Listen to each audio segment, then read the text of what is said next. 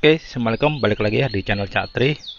Oke, teman-teman, di pagi ini ya, ini hari Minggu pagi, saya akan coba bahas terkait dengan Runcam Tam ya, yang sekarang memang lagi hot-hotnya atau yang lagi banyak diperbincangkan ya di dunia per FPV-an.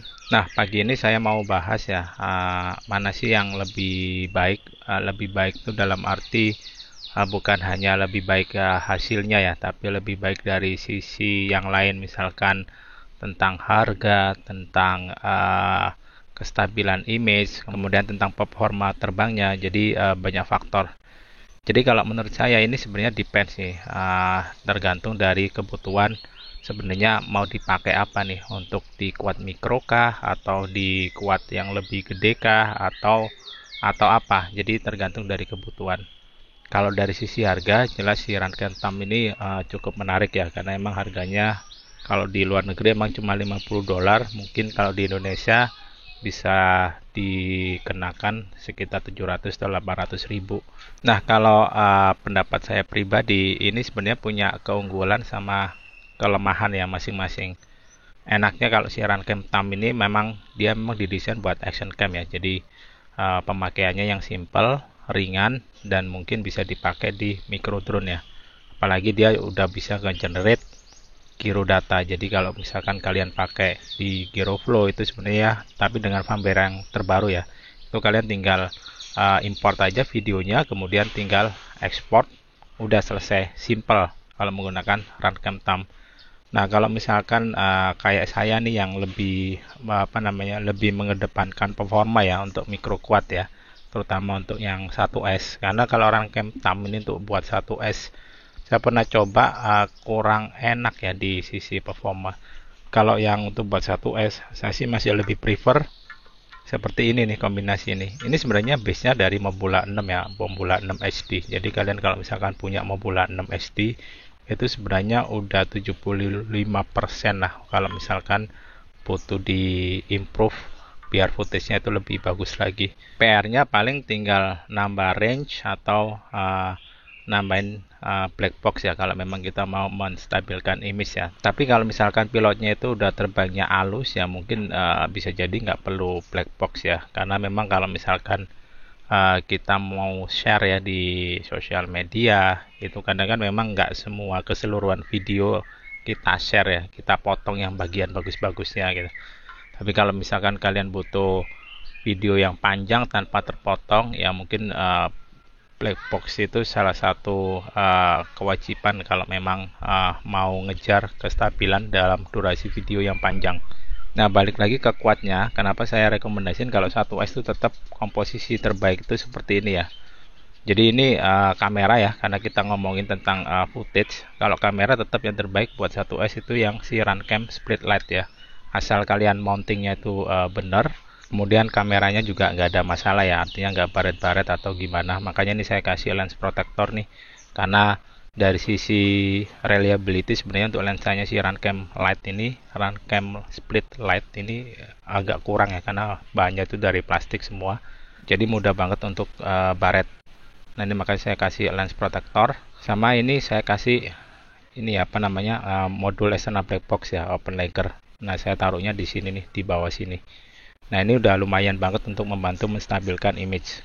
Jadi kalau misalkan kalian udah punya Mobula 6 HD, yang HD, kalian cuma tinggal ya ganti frame ke yang lebih gede ya, frame 75 mm. Ini frame Mobula 7 ya, yang versi 4. Saya ganti antena VTX nya biar agak bagus. Untuk di FPV feed Google-nya ini saya pakai Flat Sigma. Cuman emang ini udah jarang banget nih di pasaran untuk nyarinya. Ini lumayan bagus untuk penangkapan sinyal gambar ya. Dan ini saya kasih buzzer juga. Tujuan dari untuk buzzer ini ada dua ya. Yang pertama ini untuk kalau misalkan crash, ini gampang banget untuk buat nemuin. Terus yang kedua buat kebutuhan saya untuk kestabilan image ya di Gyroflow. Jadi ketika arming itu kan bunyi, jadi itu tandanya gyronya atau data gyronya itu udah start ya. Itu buat untuk ngesync. Nah, ini susahnya kalau misalkan antara file gyro dan file videonya itu terpisah ya, tapi bukan dari satu modul atau satu device. Jadi kalian perlu ngesingnya itu ngesing manual. Beda kalau si Runcam Thumb, kalian tinggal masukin aja udah otomatis ke load, tinggal ekspor. Lebih simpel. Kalau ini emang lebih ribet ya. Dan hasilnya mungkin belum tentu bagus juga gitu.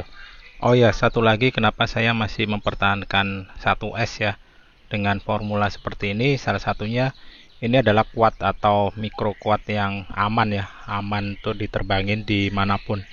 Artinya kalaupun ini nabrak ya amit-amit misalkan nabrak orang atau nabrak siapapun itu, ini nggak akan timbul apa-apa ya, maksudnya nggak akan meninggalkan damage yang besar ya dibandingkan quad yang 2S atau 3S ke atas ya. Karena itu yang saya butuhkan ya saat ini. Jadi ini nanti misalkan kita traveling dibawa kemana-mana itu masih oke lah.